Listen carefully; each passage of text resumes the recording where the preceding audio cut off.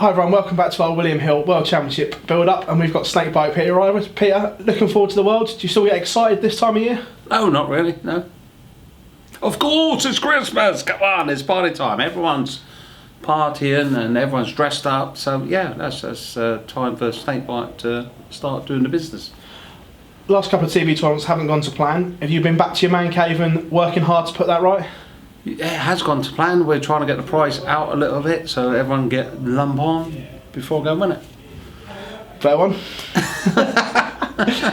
Obviously as well, 96 players this year, the biggest field we've seen.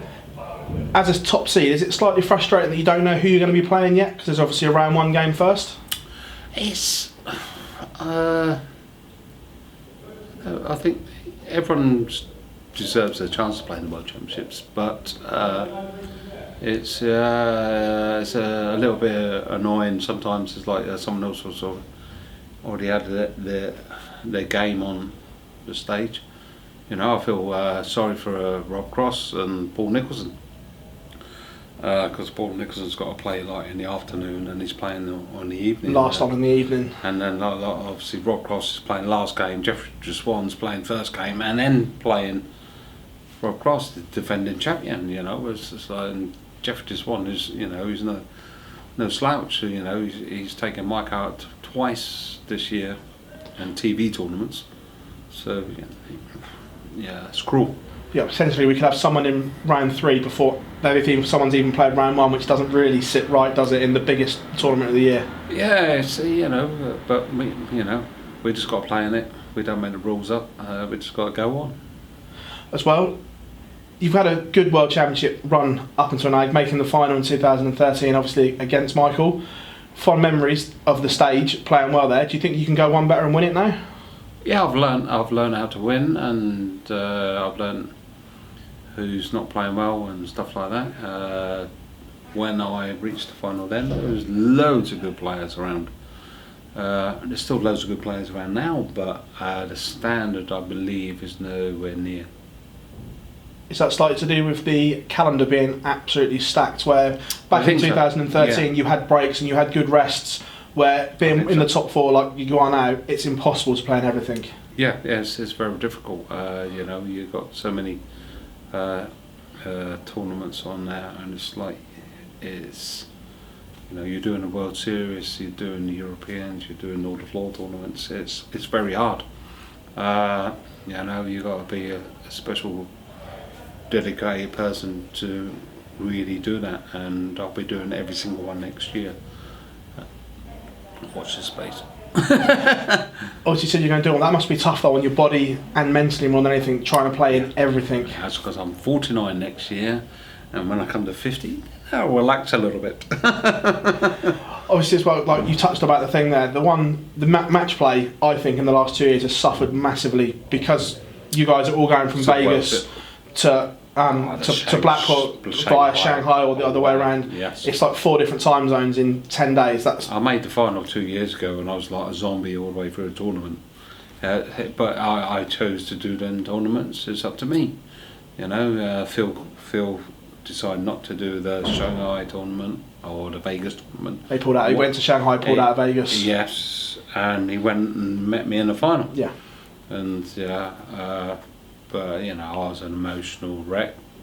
You know, I didn't play darts, but at least I made it to the final. But he done his homework. He went, that's it.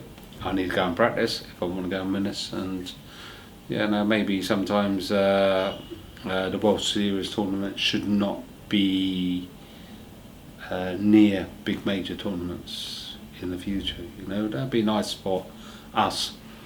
You know, but. To be honest, I think all the World Series stuff, there should be some sort of bracket thing that it should be ranked. People come up and deserve their place in there and be ranked. Because to be honest, we're getting an invite all over the world and it's brilliant. I'm glad I'm part of it. You know, it's not. I don't know how to say it. It's not.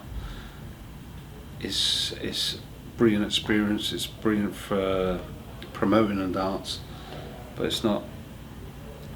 you know. I know what you mean. It doesn't bring like youngsters through as well. Like Yeah. the likes of Dimitri and Jamie Lewis, who had great worlds last year, only played in one World Series, and where they could have given them a few more. Dimitri got to the final that In Gelsenkirchen against Mensa. Yeah, exactly. You know, he beat Michael and Gary.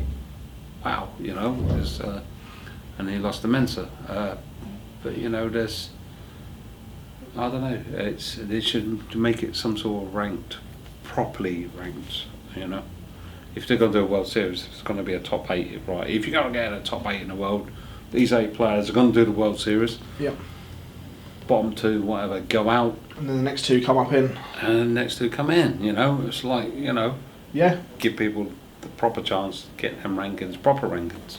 You touched on Phil Taylor as well. We all know he was your dying icon. How do you think the sport is done in the first year of the great man not being here? Everyone's just look at the results. There's been so many different winners, 6 different winners in the World Series. You got different winners, all the majors, near enough. Apart from Gary, you know, he's won.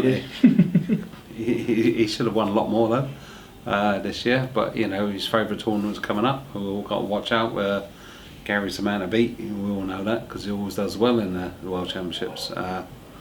Not the BDO one, but but the PDC one, he does amazing, and he's the man to beat. The only person really to stop him there is either been MVG or Phil Taylor. So you know, we ain't got Phil Taylor anymore, so there's only MVG to actually stop him, and I'm glad he's not in my half. You touched on the half. There's been a lot made of it on social media. Obviously, you and Rob in the bottom half, Gary and Michael in the top. As a player, do you pay a lot of attention to draws, and do you plot who you potentially could play from round to round? Oh, you've got to look out for the first person you're playing in front of you. That's it.